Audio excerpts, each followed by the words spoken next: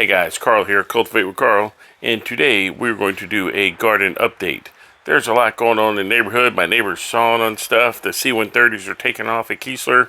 The dogs are squeaking on their toys, but I've got the microphone. We've got the gimbal, so it won't be so shaky. And now we're going to take you for a tour of the garden. A lot been going on in the garden since you last seen it. It's been a few weeks since I've done an update. You know, life has been really busy. I've been trying to catch up. So you'll probably see this video about a week or so after it was actually filmed, because I'm trying to get back on pace with my updates. There's a lot going on in the garden now, so we can actually probably get back to the weekly updates, like the Monday or Tuesday weekly update, so you can see what's happening. The fall crops are booming. Broccoli, cabbage, cauliflower. Cauliflower's looking a little wilted today. I've got pole beans, things just happening. There's a couple beds that aren't doing too hot, but you know what? We'll just improvise, adapt, and overcome. There's a lot that I'm getting ready to pull out of the beds so that I can go ahead and refurbish the beds and put them to rest.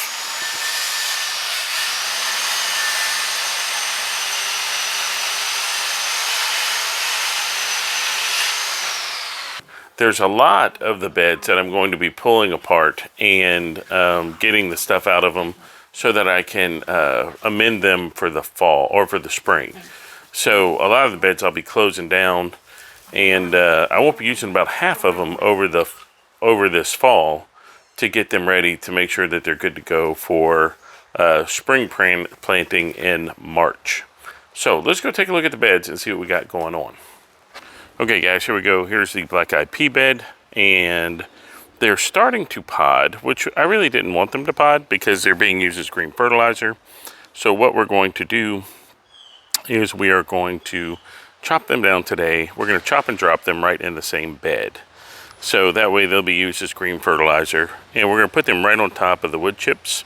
Then we're going to put some horse manure in over them. Actually, I might rake the wood chips to the side, put the green stuff down, put the horse manure down. But if you remember, there's a lot of horse manure in this bed anyway, so I may just drop these in place. And I think that's probably a good plan.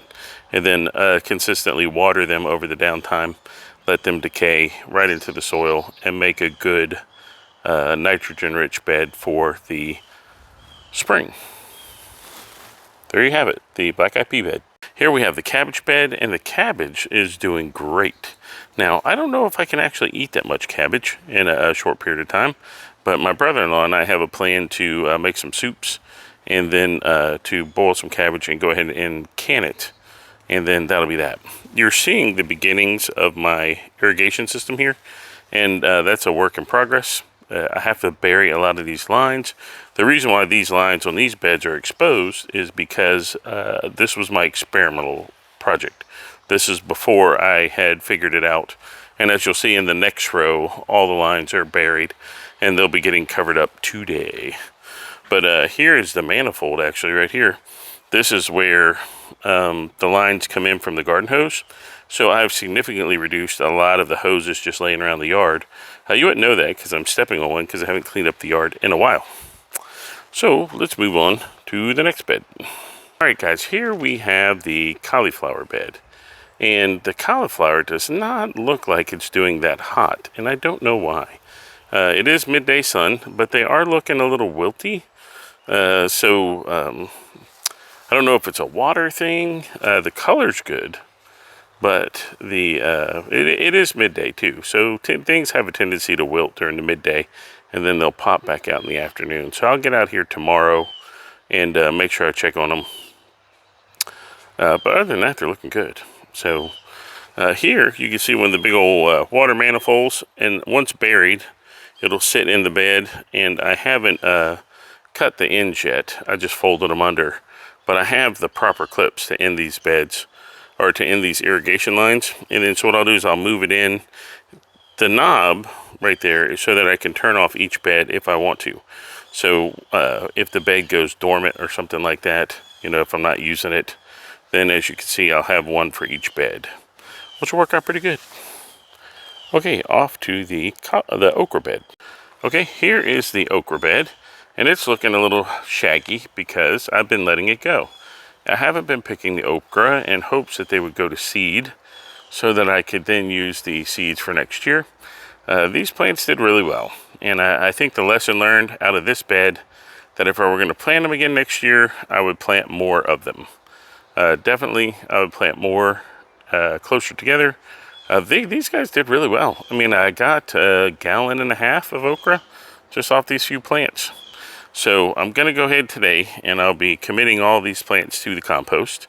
And then I will be cleaning out the bottoms of the beds, putting in the horse manure compost, and then putting the mulch back on the top. And this is one of the beds that nothing will be going on until the spring, because I want to do tomatoes in it again.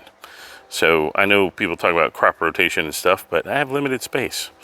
So we will be putting fertilizer and stuff back in here, getting the soil back together, putting some earthworms in there, and then boom, come March, we'll put some tomatoes back in there, and that'll be pretty sweet. All right, let's take a flyby down the fence. Okay, here's your fence flyby. In this one, this was just a spare plant that we had, and it's actually a zucchini. And this plant is out of cycle. This is not a good season for zucchini. And what I'm going to do is I'm going to just let it grow till the frost kills it off or the cold weather kills it off. But as you can see, also, I have a bunch of carrots in there. You can just start to see the little green sprouts poking up. And what I'm going to do is I'm going to change this irrigation system to drip hose from the sprinkler, because the sprinkler is not big enough to cover the whole bed.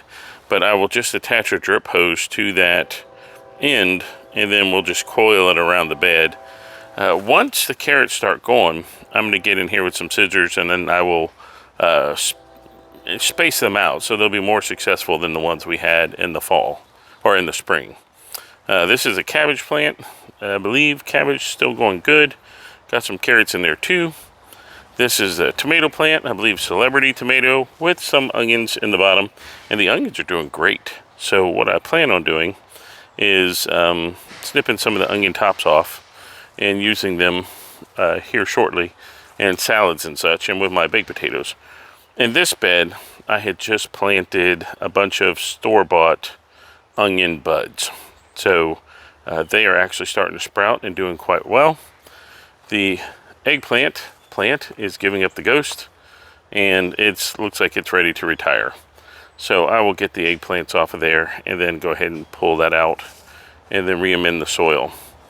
Here we have a potato inside of a bed with a bunch of bunching onions, and those onions are doing really good. So I'm going to snip them off too so we can regrow some tops. In this bed, this was supposed to be Godzilla broccoli. However, something is eating it. All the leaves are gone, and whatever is eating it, I'm just going to let keep eating it, and I'm not going to bother with it. Here we have another celebrity tomato plant, I believe, and it has a lot of flowers on it, and I'm pretty happy about that. And so I'm trying to see what the sign says. Yeah, no, this is the Hasinator tomato plant. So this was a determinate tomato from Haas Tools. Here we have a celebrity, but you can see I'm getting good flowers. So I gotta get out here with the old paintbrush and get these all pollinated, and hopefully these will just keep going. Now I think what's cool, check this out right here. I've got a watermelon. Now that poor watermelon is doomed because of the fact that it's too cool out here for watermelons to thrive. Oop, train. Okay. So the watermelon plant it's gonna die off because it's getting cool, but that's okay. That thing just grew up on its own. These pots have there's a potato in here that I don't think is doing too good. My rosemary's doing great. Potato plant looked like it's doing okay. These were Dutch cabbages that just did not do well. I don't know why. Then here we have pots that are getting ready for potatoes in the spring. So about February 14th, I'll come out here with all these black buckets and I'll put potatoes in them. Now in these buckets right here, I had some potatoes from the store They were in the pantry and they started sprouting, so I went ahead and just put them in the buckets. I don't really anticipate they're going to do much, but that's okay. Maybe they will, maybe they won't. Here we've got some more potatoes, Celebrity, and the winner is the Kellogg's Breakfast tomato, which I tried to grow these in the spring with no luck, but it seems like growing them in the fall is where it's happening, because not only do I have a lot of flowers on this plant, I also have a lot of tomatoes on this plant.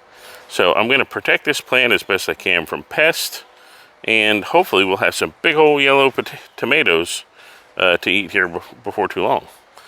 So in these last few pots, we have Danvers carrots over here, and then what's left of the cucumbers, plus some other random plants. So just kind of messing around. So let's go take a look at the other beds that are on the path. Okay, here's the potato bed on the left and the miscellaneous bed on the right. And the potatoes are getting eaten to death by something, so I'm gonna get out here and spray them tonight. I'll be spraying them and hopefully kill off whatever's eating them, but they're doing some serious damage to the plants. Now, if you remember this bed, we had some potatoes, we planted them just to get some seed potatoes for the spring. So if they work out, they work out. If they don't, no big deal. This right here was the bed of everything else, all the leftovers, because my friend had given me a lot of little plants, and I just took them and threw them here randomly. So we'll see what happens. This water system in here is kind of leftovers from the old water system, but this is what happens when you don't let the memory get out of the hose. You have to lay it in the sun for a couple days, or else it kinks up and goes all crazy on you. So I have to redo that. But you can see right here, right there is, today I'll cover all this up. So what'll be great is that the water system will be in place, and I'll be able to lawn mow down this row without having to move a bunch of garden hoses. And then it comes to an end right here. This little valve will stick out of the ground, and I'll probably run it over 1,000 times with the lawnmower before I bury it, but I can actually pop the end off of that and open it up. It will drain all the water out of the line. So that's good to go. On the pepper bed, we have lots of peppers, lots of banana peppers right here, banana peppers there. You can see the big red Grand Marconi sticking out. And then you have the jalapenos. Now over here we have one green pepper, which will be the first green pepper of the year. And if that in fact lives, I think that'll be the only one I got this year. Out there you got shishitos, and they're doing really well. And so I'm pretty happy, but I do believe today I'm going to come through.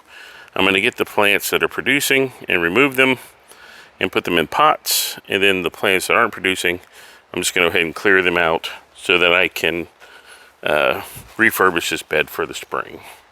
So as you can see, look at the shrink. In fact, that's 2 or 3 inches of settlement that the soil has done since these plants have been in here, and they've been in here since the spring. But man, I can tell you, I haven't lacked for peppers. Oop. So there you have it, the pepper bed, the most productive bed of the 2022 garden season. I'm very happy with this.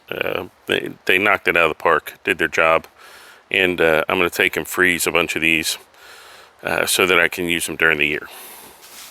All right, here we have the broccoli and pole beans. Now these are the Kentucky Blue Runner pole beans, and I think they're done. I'm not really sure. I've never grown pole beans before, but I think these big old long hunkers, I can go ahead and pull them off. And I don't know what you do with them. I've never grown pole beans before. But here I have broccoli.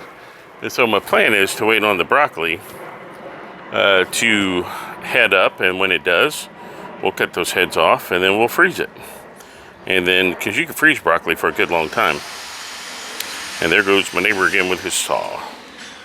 So he's not too bad. All right, last bed here. This bed just failed completely. The beans that were in it failed, so I went ahead and pulled them. This is one of the beds today that's getting refurbished. I'm gonna pull all those wood chips out. I'm gonna knock down the trellis, because I believe next season this is going to be the bed for my determinate tomatoes. So we're going to go ahead and pull all this stuff out and get it good to go. But that's about it. So the whole garden tour, let's see if we can get this gimbal to do a big pan. This gimbal is not my friend. But I needed the gimbal because the stabilization on this new program doesn't work as well. But this is the entire garden.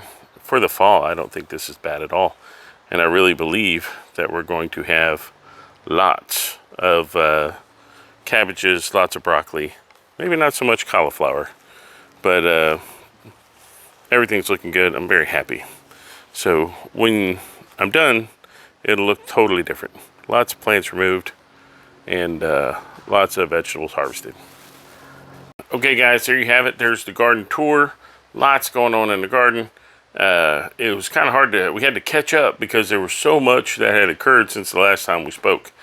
The yard looking a little neglected. I've really been busy with work. It's just been nuts. So now what I'm planning on doing is getting things all under control. I've got a little time off of work. Very happy about that. And I'm very happy about getting out here today in the garden in perfect weather to get things done. So there you have it. If you wish, if you could help me out, hit that like button. If you could also leave a comment, it helps generate viewership. You know, the algorithm will pick it up if I have more thumbs up and more comments. There's a lot more video to come. We are going to talk a lot about the irrigation system once I get it up and running, and you can see how that works out. It's very simple, actually. It's a lot of the kits, you can go to the big box stores. They have kits right in the store, or you can just order them off of Amazon. And the irrigation system, for me, that's going to be a big force multiplier, big time saver, because I have a timer now that's got a 4-position timer. I'll be able to water each circuit as a different circuit on a different day. So like one might catch it on Monday from 6 to 6:30. The next one, Tuesday, and then Wednesday 6 to 6:30, and then it just starts over. So every 3 days the beds are getting watered without me being involved. And that's pretty cool. It's a big old time saver. Doesn't mean that I won't come out and water. Just means that I don't have to water for maintenance stuff, especially during the summer. Because in the summer, you're pretty much watering every single day. So I think that's it. I think today was a wrap. A lot of good stuff. Hopefully I'll be having a lot of cabbage soon, a lot of broccoli, a lot of Brussels sprouts, and a lot of cauliflower. So with that, it's Carl from Cultivate with Carl. Guys, please do some stuff for stress relief. Get yourself a hobby. Get yourself some gardening. It's never too late to start. If you're thinking, wow, the winter's coming and I'm too late, you can start doing things to prepare for next year. You can start gathering some of your supplies. You can start building your bed frames, filling your bed frames up while it's still reasonably warm. And then when the thaw happens in the fall or in the spring, you will actually be good to go. So there it is. Cultivate with Carl.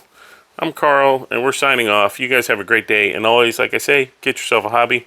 Have a lot of fun. Guys, Carl here, Cultivate with Carl. Let's take a look at the harvest. We'll see what we got. I'm going to flip you around. 1, 2, 3. Okay, guys, check it out. This is today's harvest. We got Grand Marconi peppers. We've got jalapeno peppers. We've got banana peppers. Theirs are good. We got some Japanese eggplants. Wonderful. They're really good on the grill, by the way. Look at these string beans, man. I'm going to be making these, probably cutting these up tomorrow and doing a little steak. Here's some okra. It is not quite tough, but there's some smaller ones on the bottom. But this was just all today. This little guy will go into the pickling right here. And now we're down here, we have some shishitos. Nice shishito peppers. These are good when you pickle stuff. You drop them in there for a little flavor. But there you go. It is the 2nd of November, or the 1st of November. And this is part of my fall harvest.